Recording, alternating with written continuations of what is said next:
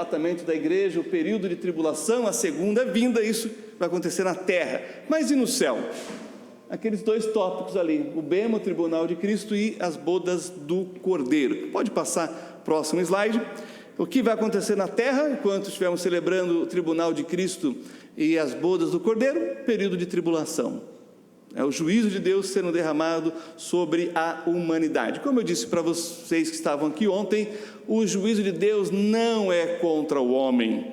O juízo de Deus é a favor do homem. Eu lembro, irmãos, quando eu era criança, eu apanhei muito da minha mãe. Então tem coisa que a gente não esquece. Mas eu achava que eu era bonzinho, mas não era não. Só tem cara de bonzinho. E aí, irmãos, minha mãe falava assim quando ela me batia: dói mais em mim do que em você. Eu nunca acreditei nisso. Até que eu fui pai. E aí eu tive que corrigir meus filhos. Nossa, não é que ela tinha razão? Mas por que a gente corrige os filhos? Para que eles aprendam, para que eles se arrependam, para que eles deixem de fazer o errado e façam o certo. O juízo de Deus na tribulação é a chance que as pessoas vão ter de se arrepender dos seus pecados, tá bom? Isso é o período da tribulação de 7 anos. Pode passar o próximo slide. Então agora convido você mais uma vez a ficar em pé. Abra lá sua Bíblia comigo em 2 Coríntios, capítulo 5, versículo 10. 2 Coríntios, capítulo 5, versículo 10, esse é o nosso tema. O tribunal de Cristo é uma prestação de contas, também é chamado, dentro da cultura judaica do casamento oriental, a apresentação do enxoval. Sabe quando o pessoal vai casar? Agora é muito interessante, o pessoal faz enxoval para casar, tem aquela chá de panelas, aí tem o de ferramentas, como é que chama? Como é que chama de ferramentas? É chá de ferramentas também? Sabe, você chama os padrinhos para dar presente, quanto mais padrinho melhor, não é? E aí tem o enxoval que prepara para o casamento. Então é essa a ideia. Deus deu dons aos homens, e o que você está fazendo com os seus dons, você vai prestar conta para Ele. Esse é o tema, tá bom? Todo mundo chegou lá em 2 Coríntios? Capítulo 5, versículo 10, diz assim: porque todos devemos comparecer ante o tribunal de Cristo, para que cada um receba segundo o que tiver feito por meio do corpo, ou bem ou mal. Ainda em pé, volta aí algumas páginas, vamos para Romanos, capítulo 14, epístola do apóstolo Paulo, inspirado pelo Espírito Santo aos Romanos, capítulo 14, pode colocar aí o próximo slide, vamos ler aqui os versículos 10 a 12. Então, veja bem, não é uma competição com o outro, é uma competição com você mesmo. Esse exemplo das Olimpíadas é bem interessante, eu vou falar já. Embora não gostei da abertura, já tem o pessoal falando, não perca tempo, mas é isso aí, o mundo está nessa toada mesmo, de mal para pior. Então vamos nos preparar, porque nós vamos prestar conta de como vivemos aqui, tá bom? Romanos capítulo 14, versículos 10 a 12 diz: mas tu, por que julgas teu irmão? Ou tu também, por que desprezas teu irmão? Pois todos havemos de comparecer ante o tribunal de Cristo, porque está escrito: como eu vivo, diz o Senhor, porque todo joelho se dobrará e toda língua confessará a Deus, de maneira que cada um de nós dará conta do outro a Deus?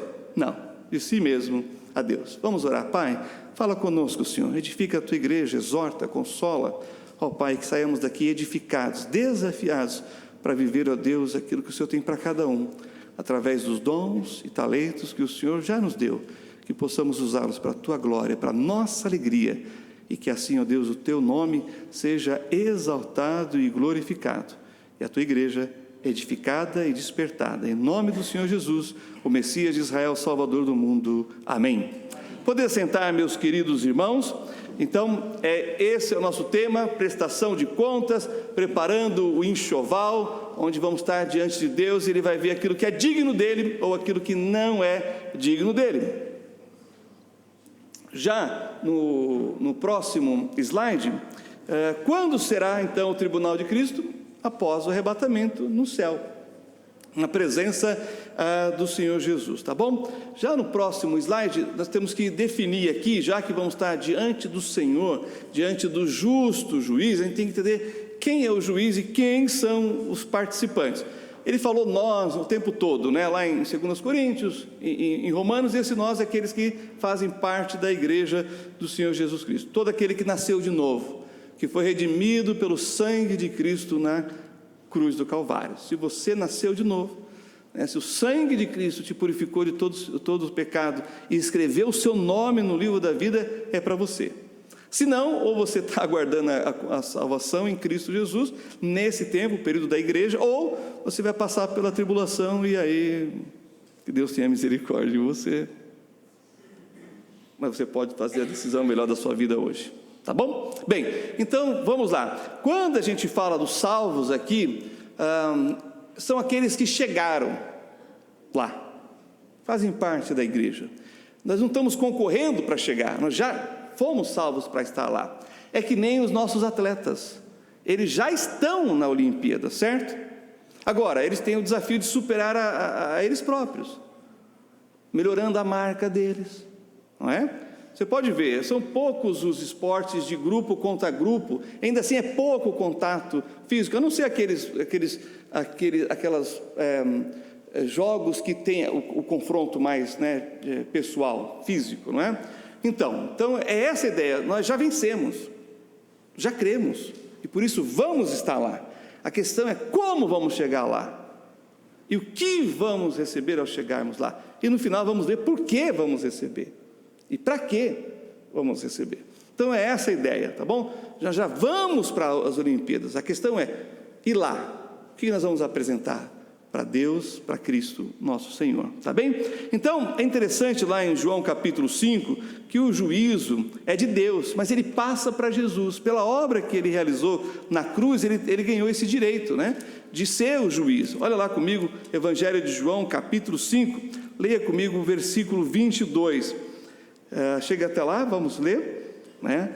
Olha só, o Senhor Jesus, pela obra que ele realizar, ele pôde dizer essas palavras aqui, né? Porque olha só, irmãos, ele se fez um de nós, ele se tornou um como eu e você, não é? Só que com um detalhe muito importante, sem pecado, mas ele passou por aquilo que nós passamos, no campo das tentações, só que no máximo, elevado à última potência, tá bom?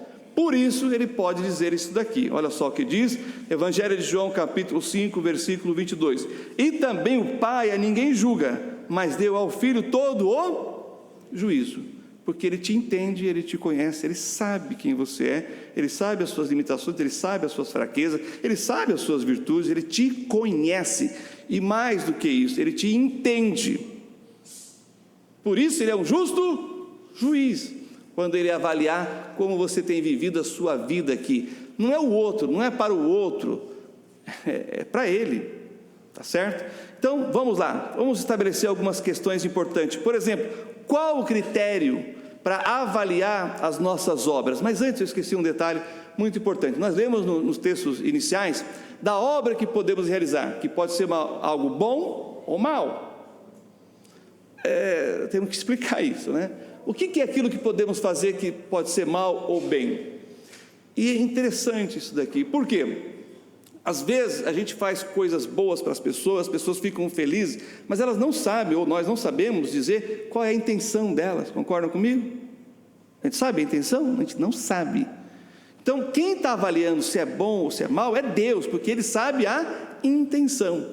Nós sabemos que as pessoas naturais, né, que não creram em Jesus, elas podem fazer coisas boas. O homem pecador caído, ele ainda pode fazer coisas boas, mas qual é a intenção?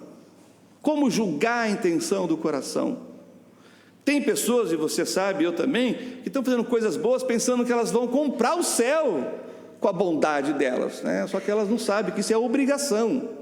Ou alguém aqui de Ribeirão ou das cidades circunvizinhas que estão aqui nessa noite, já receberam em casa uma carta do governo do estado de São Paulo, dizendo: parabéns, você parou no farol vermelho, tem um prêmio que você pode retirar em tal lugar. Quem já recebeu uma cartinha assim? Parabéns, você andou no limite né, determinado das rodovias. Quem recebeu uma cartinha assim? Ninguém. Por que será? Porque é obrigação fazer o certo, fazer o bem. Mas não vou perguntar quem recebeu cartinha quando não parou primeiro. Quem recebeu cartinha quando andou além da velocidade. Não precisa levantar a mão, teus pecadores. Estão entendendo? É isso. Mas aqui a gente consegue avaliar. Mas a intenção do coração, só Deus. Então o que é uma obra má? É tudo aquilo que é feita com um propósito egoísta, humano e interesseiro. Bom, tem pessoas que são caridosas, que trabalham como cuidando de pessoas, mas ela tem uma intenção, e não é a glória de Deus. É o que ela vai ganhar com isso. Seja experiência, para depois cobrar mais dos próximos pacientes, né? Cobrando mais de uns para poder fazer de graça para outros. Estão entendendo? Veja bem, são coisas boas, não são? Mas não resulta em galardão. Porque a intenção é outra, o propósito é outro, que eu não sei, você não sabe, mas Deus sabe. Então tome muito cuidado, porque talvez você está fazendo coisas para Deus, na intenção, né, de fazer para Deus, para a igreja, mas o seu coração está ali meio problemático no seu sentido realmente que resulta em uma obra boa. Então percebam que a má obra não é necessariamente algo ruim, que a gente faz e logo a gente sabe que é ruim. Pecado, por exemplo, a gente sabe que é ruim. A gente sabe, afeta a gente, afeta as outras pessoas, não é verdade? Por exemplo, evangelizando as pessoas, elas falam assim, mas pastor, o meu vício só atrapalha a mim, é com o meu dinheiro, não depende. Tem uns que é assim.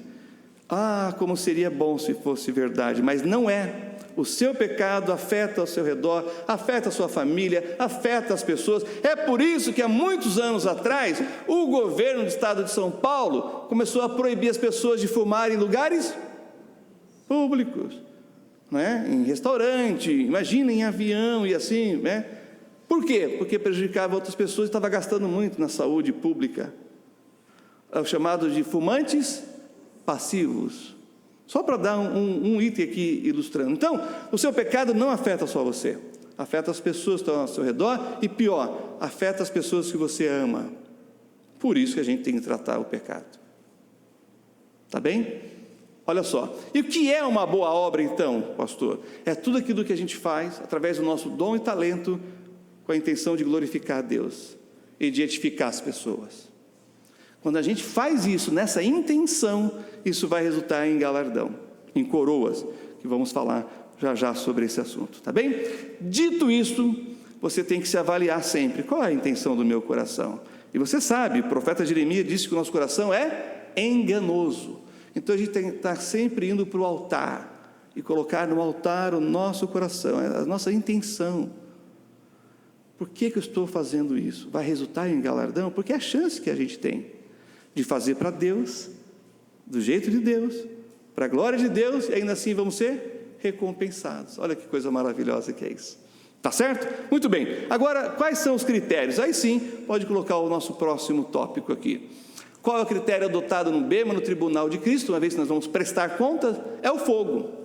Vocês sabem, nas Olimpíadas, quem faz o ponto legitimamente, né? Mas se é ilegítimo o ponto, tira o placar. Já viram isso?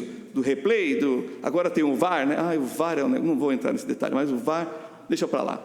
Mas é assim nas Olimpíadas. A pessoa só recebe se for realmente honesto aquele ponto, tá certo? Então você tem o juiz ali e tem o critério. E o critério para avaliar se o que você está produzindo realmente vai resultar em galardão é o fogo. Então vá lá comigo para 1 Coríntios, capítulo 3, e vamos ler os versículos de 11 a 15 que foi lido no início do culto. Mas agora vamos pensar aqui sobre esse aspecto. O critério é o fogo. Olha só, diz assim, 1 Coríntios capítulo 3, versículos 11 a 15. Porque ninguém pode pôr outro fundamento além do que já além do que já está posto, o qual é Jesus Cristo. Então é nele, a partir dele, por ele e para ele. Essa é a ideia, tá certo? Versículo 12: e se alguém sobre este fundamento formar um edifício de ouro, prata, pedras preciosas, madeira, feno, palha, é o que nós podemos produzir com a forma como vivemos a nossa vida aqui na terra, depois que fomos salvos e recebemos dons de Deus. A obra de cada um se manifestará, na verdade o dia a declarará, porque pelo fogo será descoberta, e o fogo provará qual seja a obra de cada um. Se a obra que alguém edificou nessa parte permanecer, esse receberá galardão. Se a obra de alguém se queimar, sofrerá detrimento, mas o tal será salvo, todavia, como pelo fogo. Então, pensa comigo, o texto está dizendo de forma muito clara: nós não seremos salvos pelas obras, mas as obras acompanharão a nossa salvação. E dependendo do que fizermos, vai ser purificado, vai ser consumido, mas já estamos lá, já estamos no céu de Deus. Não podemos comprar o céu, não podemos comprar a salvação com as nossas obras. Dito isto, vamos entender então que tipo de obras a gente pode dizer, pode realizar, né? Primeiro está aqui no versículo 12, é o ouro. O que é o ouro na Bíblia? Aí temos que olhar para as passagens onde temos a referência ao ouro. E se a gente resumir bem na leitura das passagens, a gente vai chegar à seguinte conclusão: que o ouro representa a justiça divina em nós. É a justiça de Deus exercida por nós. Quando você busca ser justo nas coisas que competem a você, que é a sua responsabilidade, e você o faz para a glória de Deus, você está produzindo ouro. O que acontece quando o ouro passa pelo fogo? As impurezas é eliminado. Vai tendo grau, né, de pureza do ouro. E aí então você sai com ouro, um quilate mais apurado e mais valioso. É essa a ideia. Então, você está sendo justo nas suas atitudes, nas suas falas, na forma como você lida com as coisas no seu trabalho, na igreja ou em qualquer outro lugar. Você pode estar produzindo ouro se você for justo. E ele vai ser purificado e vai resultar em galardão na sua vida. Então, o ouro tem esse significado na Bíblia. Já no próximo slide, também no versículo 12, você pode produzir o quê? Prata. E o que a prata representa? Olhando para a Bíblia, redenção. Ou seja, vivendo como salvos, verdadeiros filhos de Deus. Irmãos, nós somos filhos de Deus, amém? Pode não parecer alguns, mas somos. Por isso devemos viver como filhos de Deus. Eu não sei se vocês acompanham algumas coisas da monarquia, sabe, na monarquia inglesa, outros países, que a gente acompanha os filhos dos reis, né, que são príncipes. Aí você vê aqueles meninos aprontando coisas, aí você olha e fala: o quê? Esse vai ser o futuro rei da Inglaterra? Já pararam para pensar assim? Para analisar o quadro? Então agora se coloca nesse lugar. Você é essa criança, você é esse príncipezinho que precisa aprender, que precisa crescer, que precisa realmente ter na sua mente, no seu coração, a postura de um príncipe. Ultimamente teve uma situação que abalou lá, né, a monarquia inglesa, que um dos filhos, olha que interessante, ele não queria mais a responsabilidade de ser príncipe, mas queria o dinheiro. Vocês viram esse caso ou não? Ele queria como é que fala? Como é que a gente dá para os nossos filhos? Não, herança não. A mesada. Mas ele não queria assumir a responsabilidade. Não tem como. Se você é filho de Deus, você tem que assumir essa postura.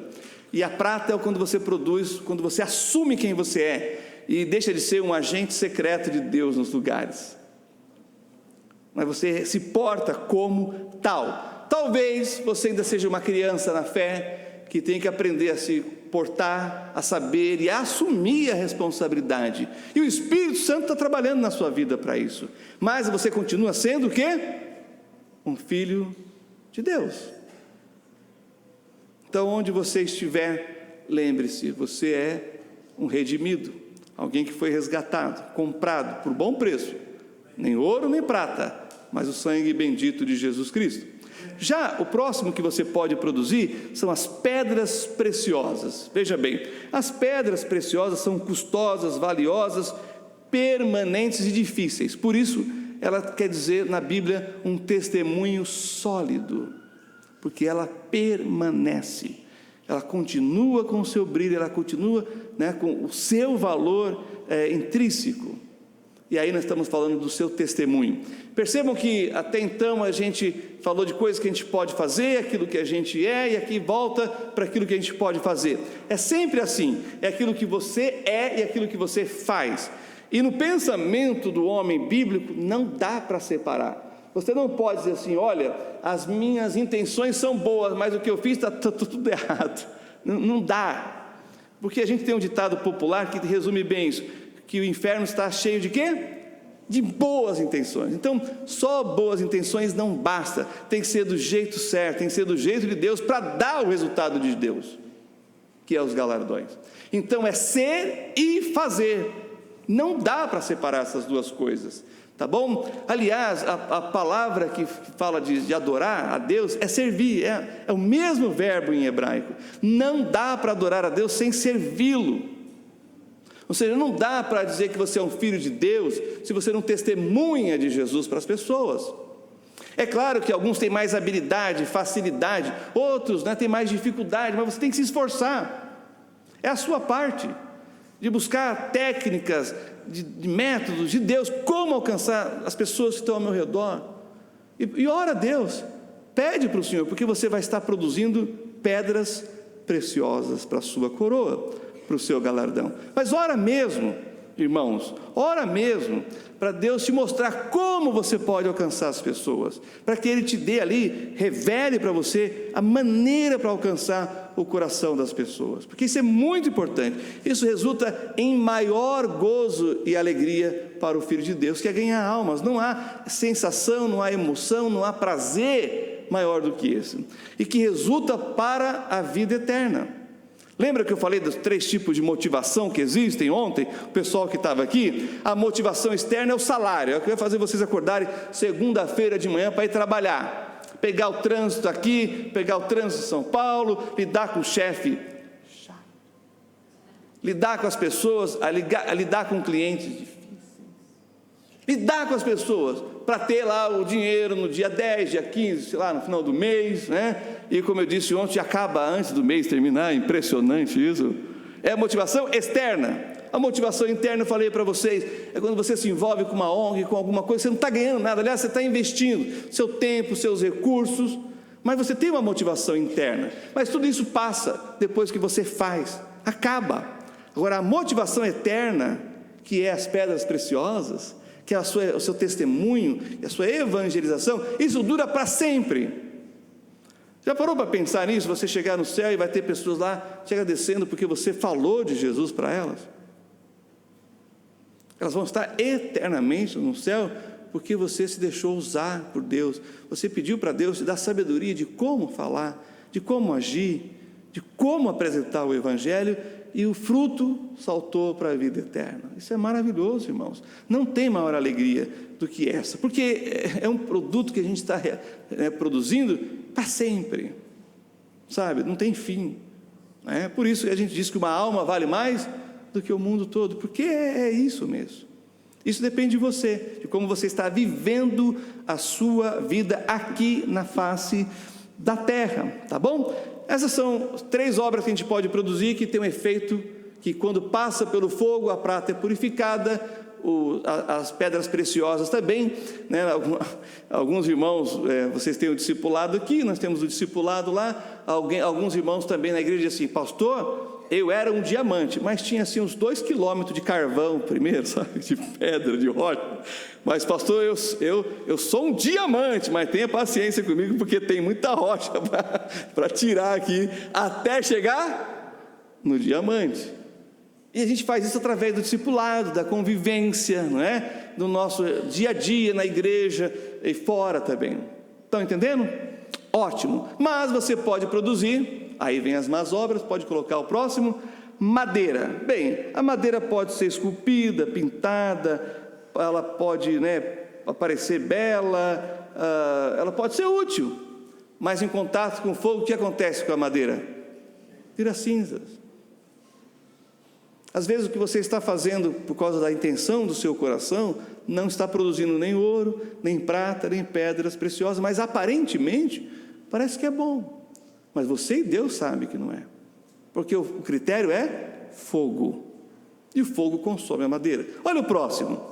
Tem o feno, que pode servir como alimento, nutriente, para os animais e assim por diante. Mas em contato com o fogo, o que sobra do feno, irmãos?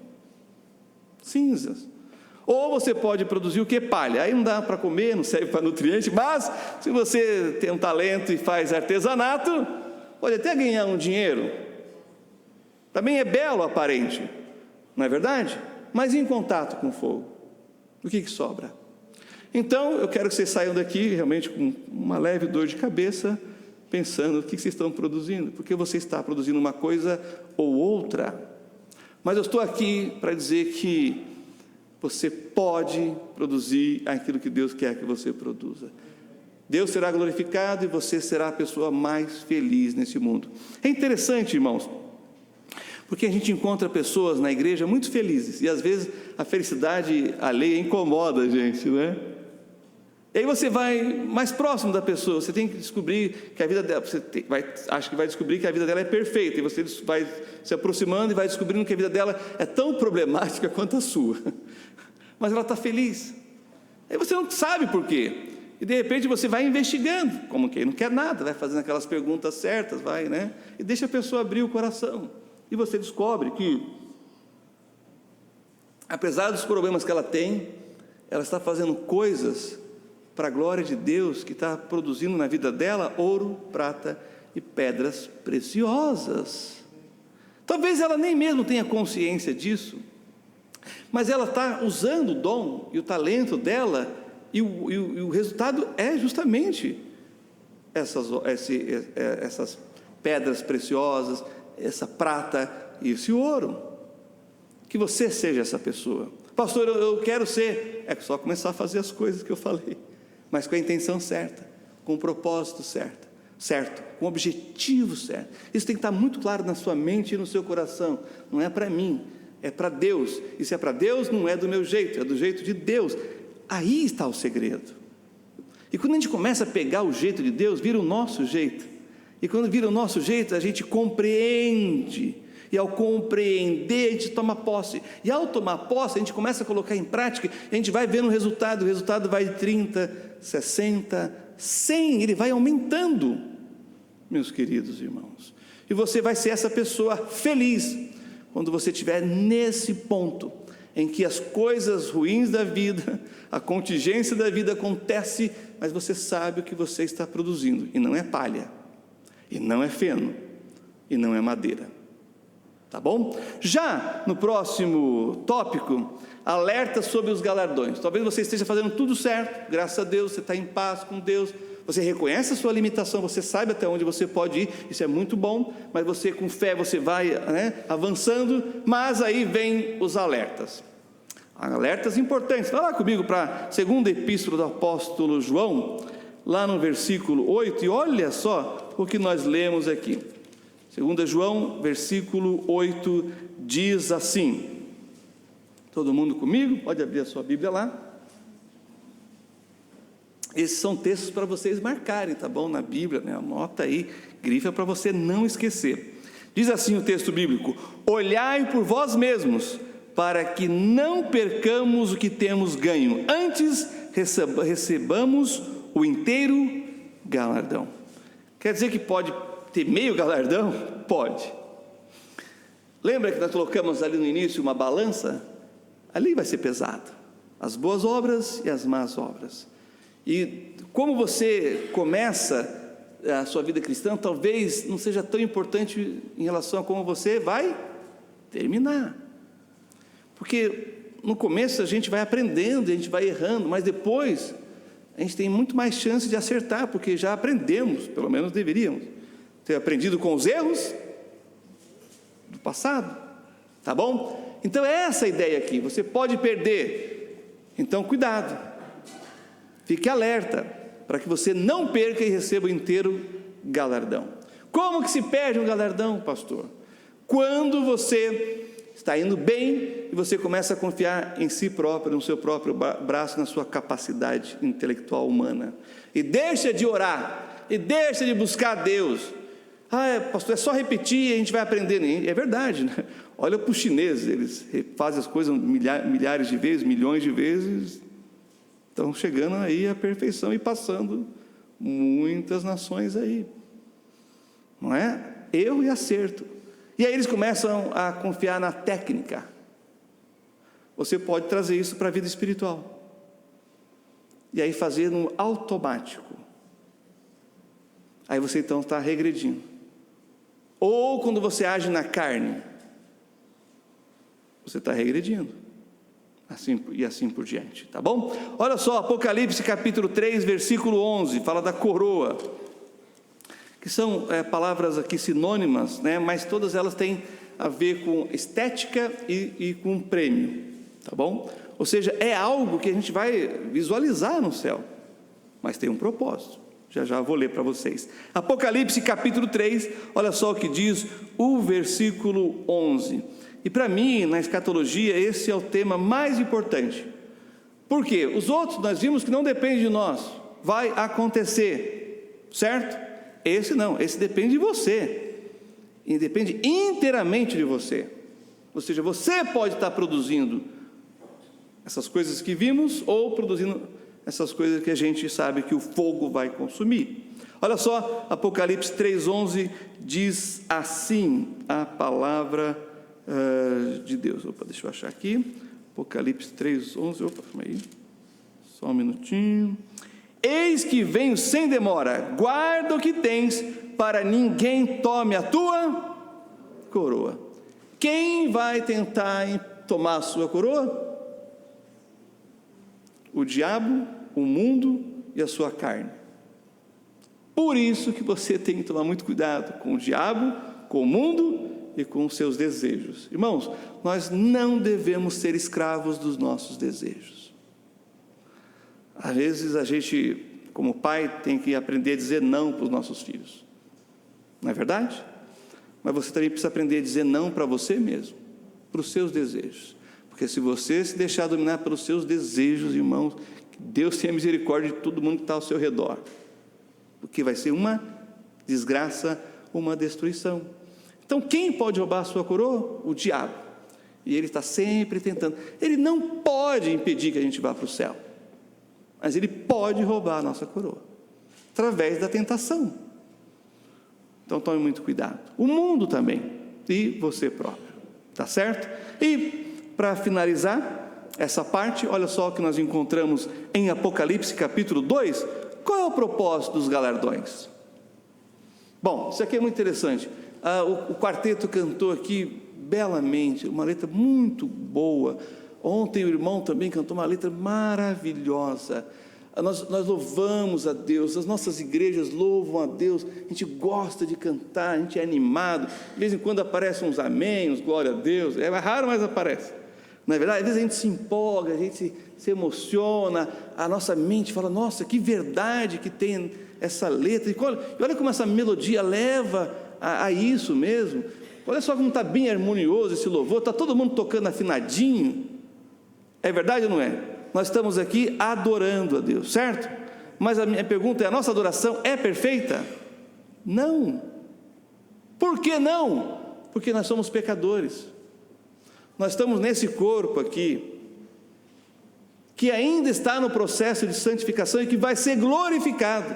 Agora, quando estivermos no céu, nós vamos ter o quê? Um corpo santo, um corpo glorificado, e nós vamos adorar a Deus em perfeição.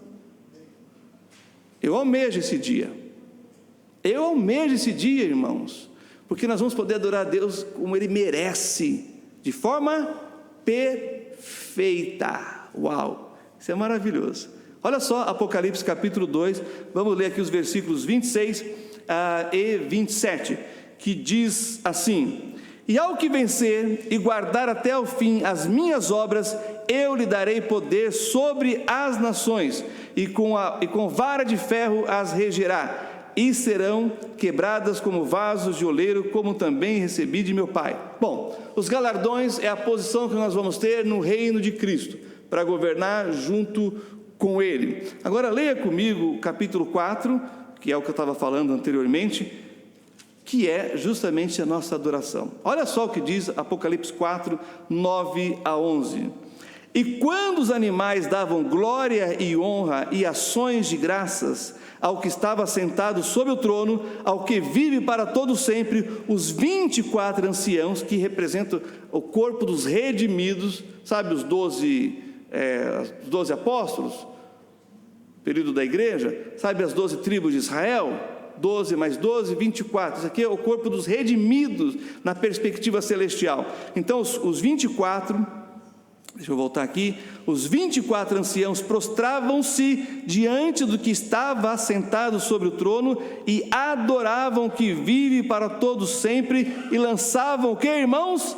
As suas coroas diante do trono, dizendo: digno és, Senhor, de receber glória e honra e poder, porque tu criaste todas as coisas e por tua vontade são e foram criadas. Já musicalizaram essa letra aqui, é maravilhoso, e é impressionante como ela fala profundamente com a gente, porque mostra o momento que nós participaremos na eternidade.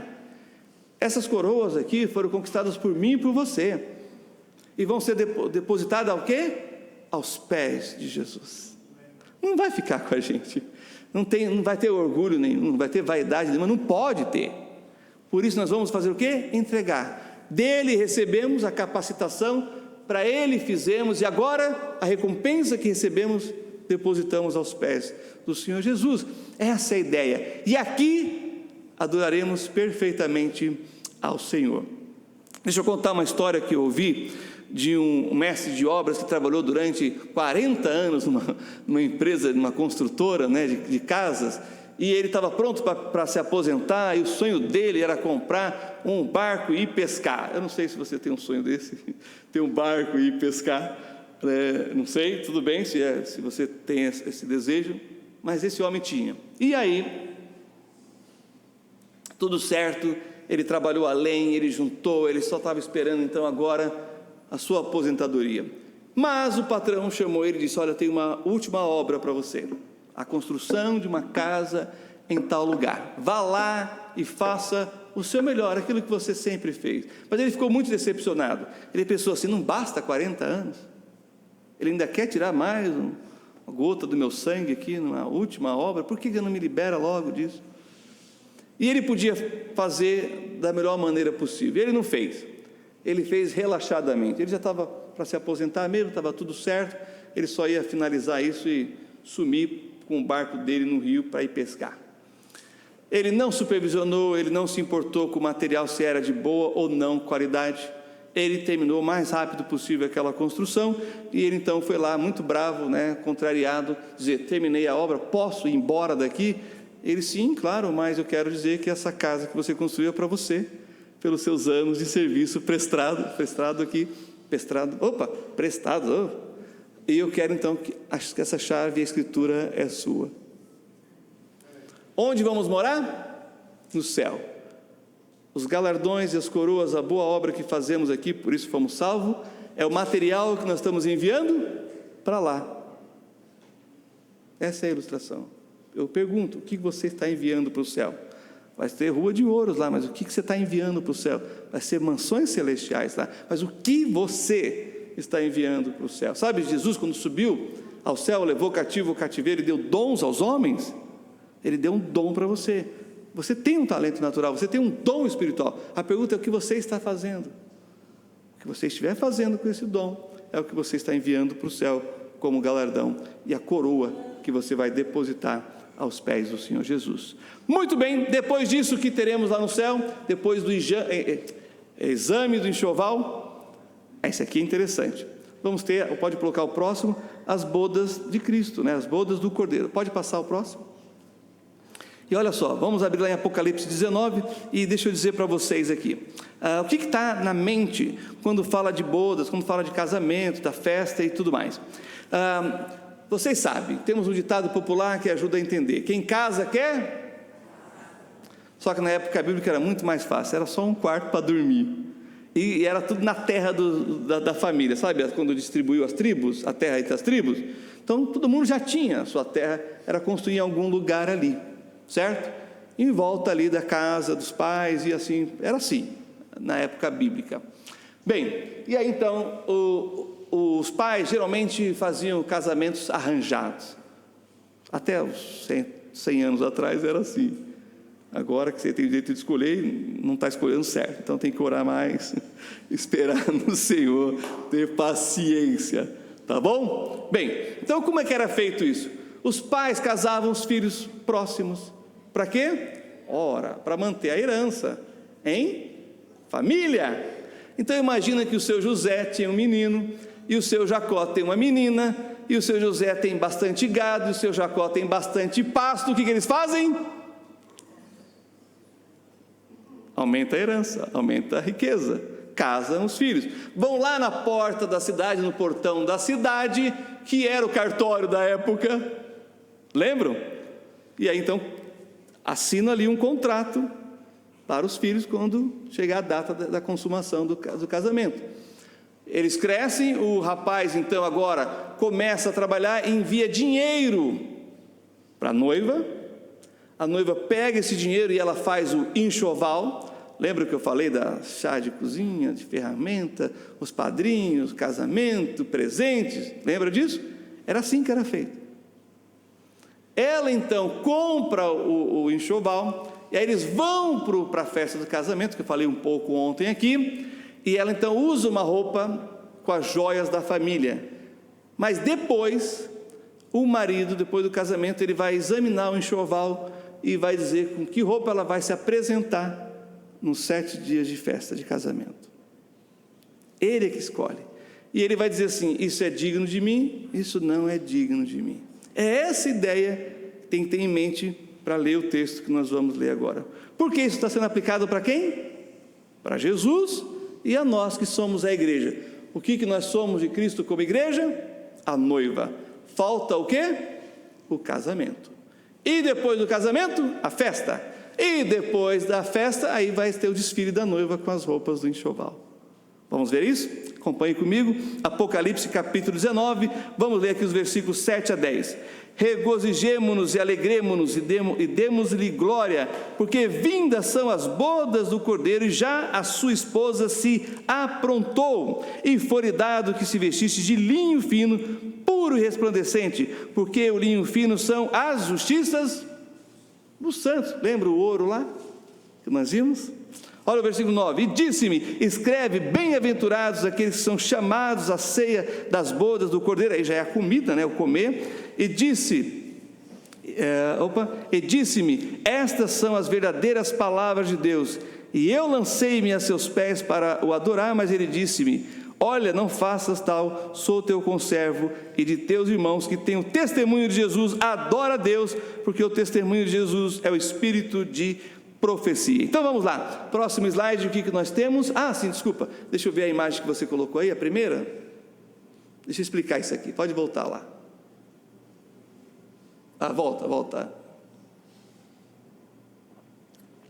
Isso aqui é um palio nupcial, a rupá, que é onde é feito o casamento judaico na sinagoga.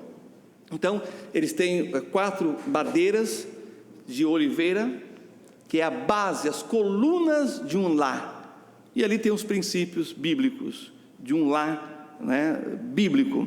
E aí você tem a cobertura por cima, e você pode ver que não é muito resistente, né, é aberto, para mostrar a fragilidade de 2 seres que se unem no enlace matrimonial, um homem e uma mulher.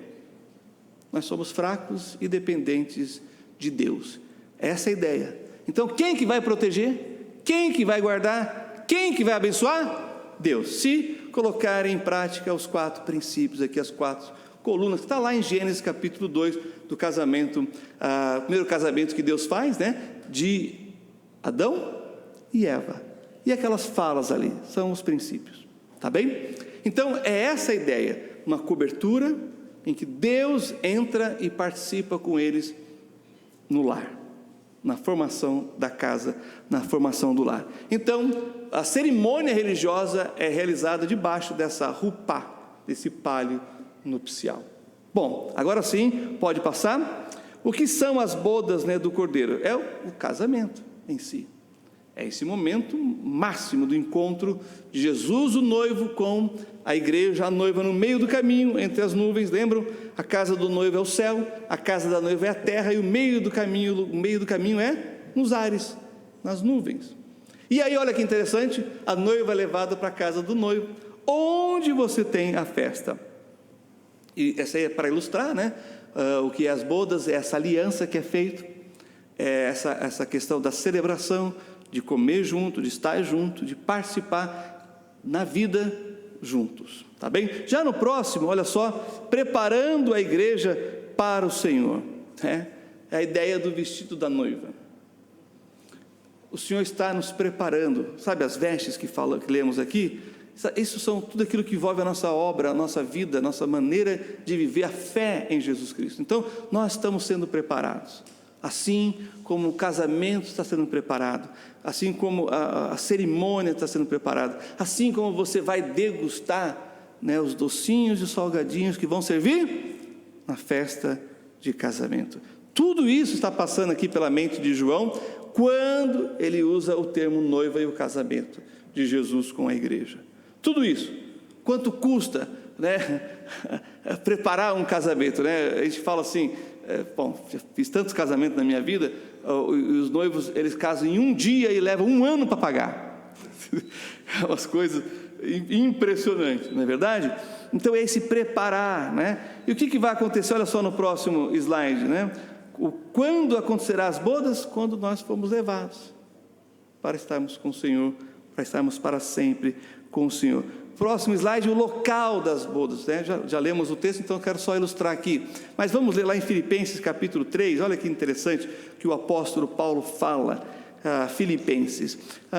Por falar em Filipenses, hoje eu ouvi 2 Tessalonicenses e ouvi Filipenses e ouvi também Colossenses. Eu estou ouvindo a Bíblia, sabe, você põe lá, ouvir a Bíblia ACF, lá do texto da Trinitariana, que gostoso que é. Já li a Bíblia de várias maneiras, de como tem as formas de ler, mas esse ano eu estou ouvindo a Bíblia e estou gostando muito, principalmente, porque às vezes a gente engole a vírgula, come o ponto e vírgula, ignora o ponto, e estou ouvindo e aquilo está sendo muito marcante, O pastor Paulo Castelã, eu estou íntimo dele, estou ouvindo ele todo dia. Ele lendo a Bíblia, e é rápido, é bom, eu estou muito, muito feliz, E está me soando muito interessante, porque eu estou percebendo coisas que eu não percebi lendo, sem estar em voz alta. Então eu ouvi Filipenses hoje, e olha só, essa parte sempre me marca. Filipenses capítulo 3:20. Mas a nossa cidade está nos céus, de onde também esperamos o Salvador, o Senhor Jesus Cristo. É lá, nosso caminho é lá, nosso encontro vai ser nas nuvens, mas Ele vai nos levar para lá, para a casa dEle, para as moradas. E aí, no próximo slide, quanto tempo é as bodas, a festa? Sabe o que diz lá em Juízes? 7 dias. Irmãos, como assim? Se um dia já custa 1 ano para pagar, imagina um casamento de 7 dias. Vai lá comigo, só para fixar isso, Juízes, capítulo 14. Vamos lá. Vocês sabem que esse aqui é o casamento de Sansão. Depois lá, eu acho que depois do 3º dia, ficou meio boring o casamento, meio chato. Aí o Sansão começou a fazer umas pegadinhas, fazer umas charadas, sabe? Vocês lembram disso? E aí ele se deu mal porque a mulher entregou, E aí ele ficou muito bravo, ele teve que pagar o que foi acertado lá. Mas aqui mostra para a gente quanto era o tempo do casamento. E aqui tem um significado numérico aqui que eu vou explicar para vocês. Mas Juízes, capítulo 14, leia aqui comigo o versículo 12. E disse-lhes, pois, Sansão: eu vos darei um enigma para decifrar, e se nos 7 dias das bodas o decifrardes e descobrirdes, eu vos darei 30 lençóis e 30 mudas de roupas. Agora, olha aí o versículo 17. E chorou diante dele os 7 dias em que celebravam as bodas. Quem? A mulher com quem ele casou. Sucedeu, pois, que ao 7º dia lhe declarou, porquanto importunava. Então ela declarou o enigma aos filhos do seu povo. E vocês sabem da história. Entenderam? 7 dias. Por que, pastor, 7 dias? Porque é o fechamento de um ciclo. E um ciclo que dá a sua volta e se fecha e é completo em si. O calendário judaico é lunar. Por isso, que 7 é um dia, é um número da perfeição. Deus criou o mundo em 7 dias. Mas o juízo de Deus sobre a humanidade será de 7 anos. Enquanto isso, nós estaremos celebrando 7 anos de tribunal de Cristo e bodas do Cordeiro. Para finalizar, então, temos ali a ceia, o comer. Olha aí, Apocalipse 19, 9, que fala dos chamados à ceia. E aí, meus queridos irmãos, tem um detalhe muito interessante aqui.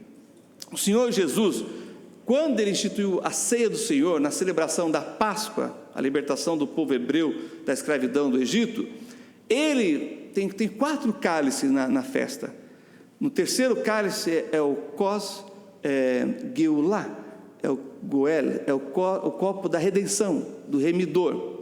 Ali ele fala, este é o da aliança do Novo Testamento no meu sangue. Fazer isso em memória de mim. Mas o 4º cálice ele não toma. Esse cálice é o cálice que ele vai dizer assim, porque eu não tomarei novamente até que eu tome novo no meu reino. É o copo do reino. Kos Malchut. E olha que interessante. Quando que nós vamos sentar à mesa e comer com ele? Como diz o texto, quando tiver os convidados. Quem são os convidados? São os salvos do período da tribulação, são os salvos do Antigo Testamento, que vão ressuscitar na segunda vinda, quando Jesus pisar onde? No Monte das Oliveiras. E aí, meus queridos irmãos, vai ter essa mesa enorme, ilustrando aqui, claro, não sabemos como é que vai ser, e vamos sentar à mesa. E aí ele vai tomar novo o cálice, no seu reino. E tudo isso, no versículo 10, pode pôr o último slide, para a glória de Deus, que é o texto aqui. Adora a Deus, porque o testemunho de Jesus é o espírito de profecia. É claro, a gente teria muitas aplicações aqui. O seu casamento não é para o seu bem-estar, é para a glória de Deus. A sua vida não é para você, porque ela não teria sentido, é para a glória de Deus. Tudo é para a glória de Deus. Por isso que o apóstolo Paulo vai resumir nas coisas mais básicas da vida. Quer bebais, quer comais, façais tudo para a glória de Deus. Então, meus queridos irmãos, estamos aqui para a glória de Deus. Essas coisas vão acontecer, não dá para impedir, mas sobre o bema, o tribunal de Cristo, eu termino com vocês, novamente. O que você vai apresentar? Você vai chegar com as suas mãos vazias? Veja bem, todos nós estaremos lá. A pergunta é, o que estará nas nossas mãos? Lembra que eu disse sobre a ilustração das Olimpíadas? Aquelas pessoas que chegaram lá, elas são os melhores que nós temos. São os nossos campeões aqui. Eles venceram outros. Lá eles vão ter que vencer a si mesmos. Então você não está competindo com o irmão do seu lado. Você está competindo com você mesmo. Por isso que você tem que usar bem o dom que Deus te deu. Use os talentos que você já recebeu quando você nasceu. E use tudo isso para a glória de Deus. Porque você vai poder reinar com Ele e você vai poder adorá-lo perfeitamente, devolvendo tudo aquilo que Ele te capacitou para conquistar. Feche seus olhos, abaixe sua cabeça.